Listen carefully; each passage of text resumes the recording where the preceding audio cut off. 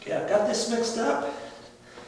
Now, get ready to put that on the wall. So, a couple different ways we can do that. We could dump some of this out into a paint tray, but I'm not going to do that. I'm not going to do that for this because I've got a few walls to paint.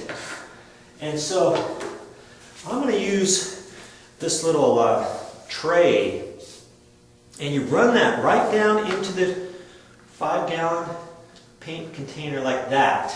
Okay, now I'm going to use a roller. I'm going to dip it in here. I'm going to use it right out of this container. I don't have to use one of these small little paint trays. If I was only needing a half a gallon of this, I could pour it out of that, but then again, I could just use it out of the bucket. So different ways on how to do that.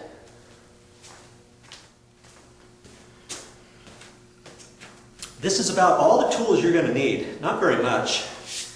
We're not going to use the broom. I'm just going to use the broom handle. I'm going to take my little roller frame. I'm going to screw that in there and I'm going to use that as an extension.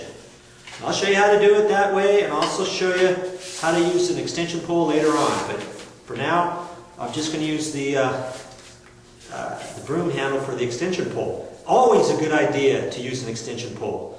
I don't care what you're doing. Don't just take this back and forth up there on the wall. It takes way too long. You get it all over yourself. Your back starts killing you up and down the ladder. We're going to prevent all that kind of stuff. We want to work smart, not hard. Okay?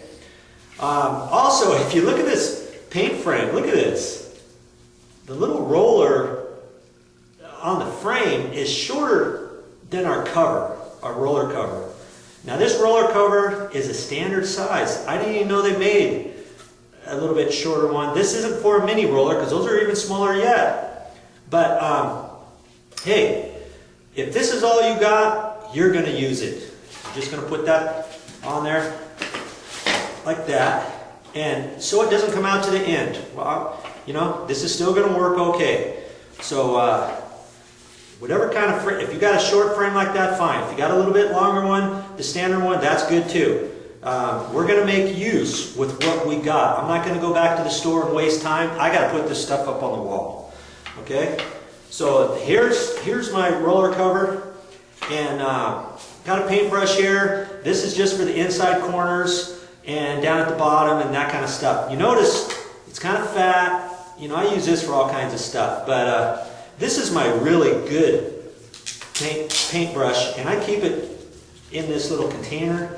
And if you notice, it's way different than this one here. See how this one has an angle on it? And look how thick it is. It's not very thick at all, see?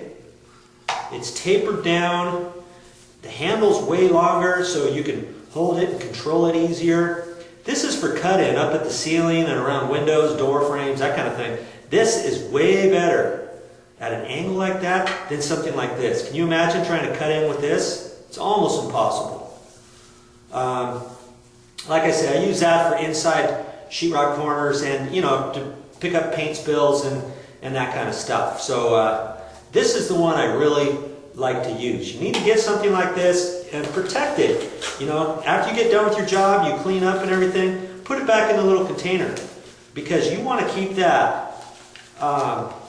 nice and ready for the next time you get ready for another paint project. Okay? So enough talk. Let's go over to the wall and put some primer on the wall, shall we?